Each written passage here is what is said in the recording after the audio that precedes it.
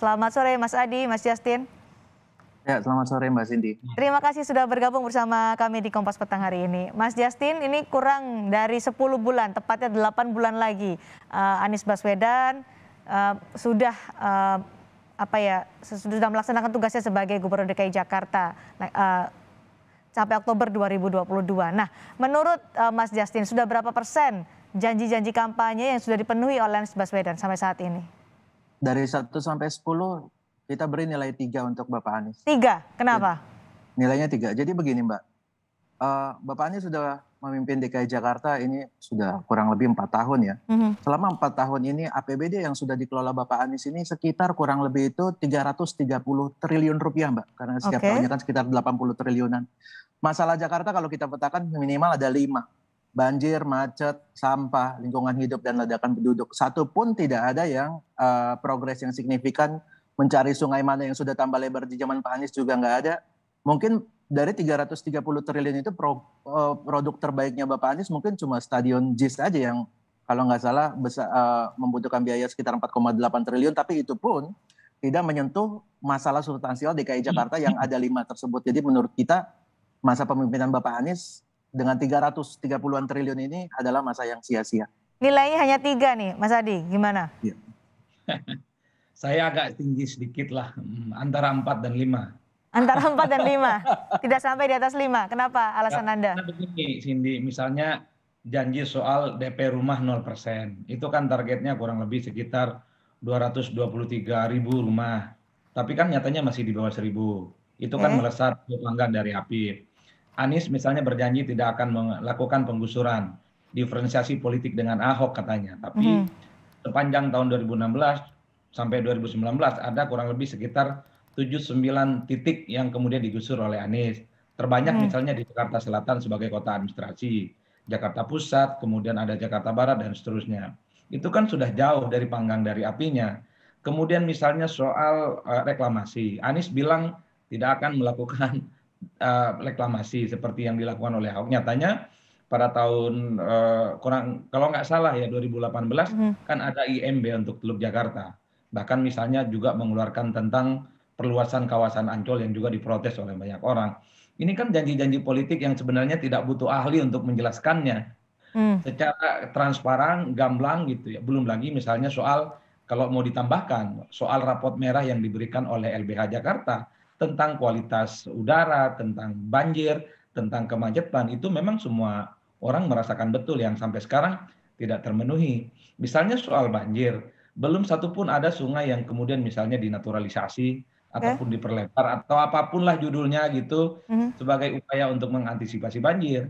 Yang ada justru adalah sumur resapan yang itu membuat banyak orang menghujat Anies. Kan itu juga menjadi pertanyaan penting. Ternyata di 5 tahun ini pekerjaan apa yang menurut Mas Adi sudah dilakukan atau sudah dirampungkan oleh Anies Baswedan sesuai dengan janji-janjinya ketika menjadi Gubernur DKI Jakarta? Stadion yang sesuai dengan kebanggaan orang Jakarta yang jumlahnya cukup luar biasa itu. Sebenarnya ya apa yang disampaikan oleh Mas Justin itu sudah oke ya. Tapi kan tidak memenuhi soal unsur yang diinginkan masyarakat secara umum, terutama soal kesulitan masyarakat di tengah pandemi COVID. Nah yang kemudian sekalipun menurut saya ini polemik, Anies berhasil menaikkan UMP 5%. Sekalipun itu menuai protes, melanggar undang-undang, setidaknya Anies mendapatkan kredit poin dari sejumlah buruh dan masyarakat yang terdampak dari kenaikan itu.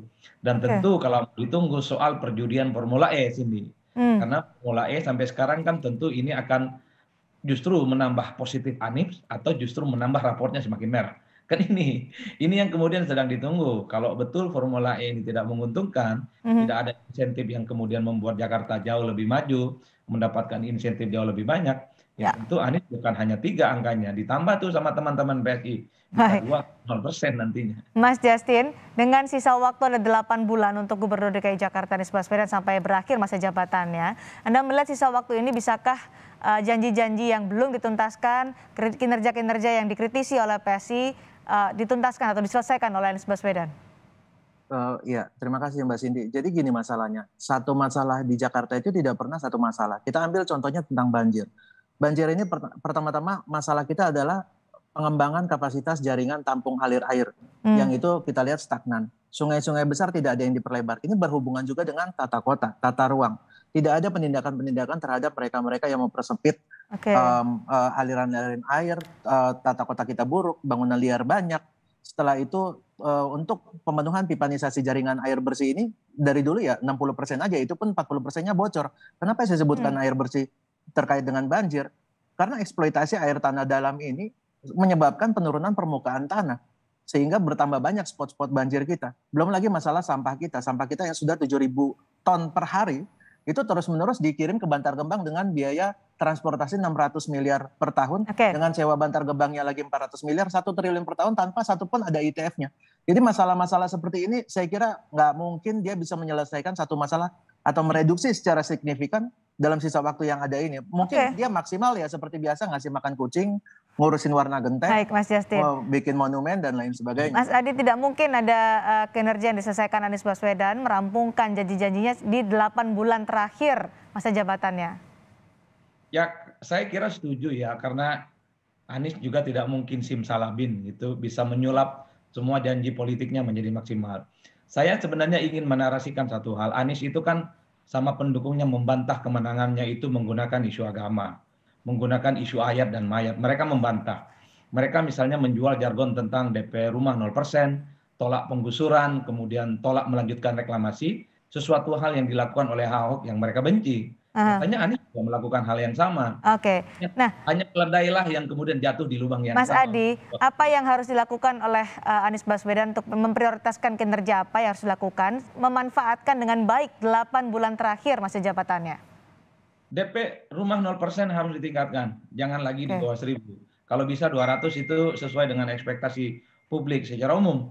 Kemudian soal penanganan banjir, sekarang musim hujan ya. Tidak ada lagi alasan bagi Anies untuk tidak melakukan manuver-manuver yang ekstrim supaya soal antisipasi banjir itu dilakukan. Sumur resapan oke, sekalipun sudah di stop misalnya anggarannya, tapi minimal ada upaya-upaya untuk melakukan betonisasi, pelebaran sungai dan pengurukan sehingga debit air itu bisa tersalurkan dan tidak masuk kepada kampung-kampung yang saat ini menjadi langganan banjir. Dua hal itu yang paling mungkin, yang lain-lain kok rasa-rasanya agak sulit. Syukur misalnya kalau dalam waktu dekat ini menaikkan lagi UMP yang membuat perkelahian dalam tanda kutip dengan pengusaha itu semakin berlanjut. Mas Justin, masih ada kok waktu 8 bulan kalau menurut Mas Adi yang dikejar oleh Anies Baswedan sebelum masa jabatannya berakhir. Untuk seremonial dan solusi-solusi gratisan ya masih ada waktu, Mbak. Untuk seremonial bikin patung baru dan lain sebagainya masih ada waktu. Tapi sama sekali tidak menyentuh substansi masalah yang ada di DKI Jakarta. Saya pikir ini seperti pengkhianatan terhadap harapan masyarakat. Oke, soal Formula E ini menjadi perhatian khusus PSI di DPRD DKI Jakarta. Harapan Anda soal Formula E gimana nih Mas Justin? Harapannya tidak menggunakan APBD. Lagi pula kita sudah memberikan data-datanya juga kenapa negara lain bisa menyelenggarakan Formula E dengan jauh lebih murah. Dan kalau memang menguntungkan ya swasta juga sudah pasti ambil juga. Saya kira Bapak Anies memang tidak berencana untuk memperbaiki masalah-masalah substansial di DKI Jakarta. Dia lebih sibuk dengan narasi-narasi untuk pencapresan. Oke, nah bicara tadi sudah disinggung soal pencapresan. Mas Adi, menurut Anda kemana Anies Baswedan setelah Oktober 2022 masa jabatannya sebagai Gubernur DKI Jakarta berakhir? Saya memprediksi 3 hal. Pertama, Anies tetap konsisten menjadi YouTuber. Satu pilihan politik yang sebenarnya sangat murah dan gratis untuk terus menentukan eksistensi Anies di ruang publik melalui serangan-serangan udara. Kan kalau YouTube itu kan gampang nge-share-nya tanpa modal yang banyak dan kemudian bisa dibaca oleh orang. Itu yang kemudian bisa dilihat saat ini. Yang kedua, kemungkinan Anies akan membentuk satu organisasi sosial yang sifatnya pemberdayaan. Bisa pemberdayaan pendidikan, bisa ekonomi, bisa di lingkungan hidup dan lain-lain. Supaya Anies dinilai punya kerja-kerja yang kemudian itu juga dinilai layak dan pantas untuk menjadi pemimpin. Kalau hanya jadi YouTuber, orang kan semakin menguatkan kesan seakan-akan Anies memang lebih suka ngomong ketimbang berbuat sesuatu yang jauh lebih konkret. Yang ketiga, pilihan realistisnya harus masuk partai politik. Undang-undang pemilu mengatakan capres, cawapres adalah mereka yang diusung oleh partai ataupun gabungan partai politik. Anies rada-radanya masuk parpol itu jelang-jelang akhir 2023. Kalau tidak, ya karir politiknya akan wassalam dan tamat. 2022 Oktober berakhir, kalau memang tujuannya ke Pilpres 2024, apakah ketika ia tidak lagi menjabat sebagai Gubernur DKI Jakarta menguntungkan Anies untuk bergerak lebih luas lagi, lebih leluasa lagi untuk menyasar Pilpres 2024 menurut Anda? Kalau saya justru ini lebih banyak merugikan Aniesnya. Waktu 2 tahun setengah itu adalah waktu yang cukup panjang bagi Anies yang tidak punya panggung politik. Anies tidak bisa dilihat lagi sebagai orang yang sebagai sentrum dan spotlight pembicaraan tentang pencapresan. Anies tidak bisa lagi misalnya pencitraan dengan melahirkan kebijakan-kebijakan yang dinilai pro rakyat seperti menaikkan UMP ataupun melakukan perjudian politik seperti Formula E. Yang paling mungkin dilakukan oleh Anies adalah sosialisasi, kunjungan ke masyarakat. Cuman problemnya apa yang kemudian bisa diberikan oleh Anies sebagai bentuk calon pemimpin nasional yang dirasa langsung oleh masyarakat, terutama di tengah masyarakat yang saat ini menghadapi pandemi COVID, soal ekonomi dan kesehatan.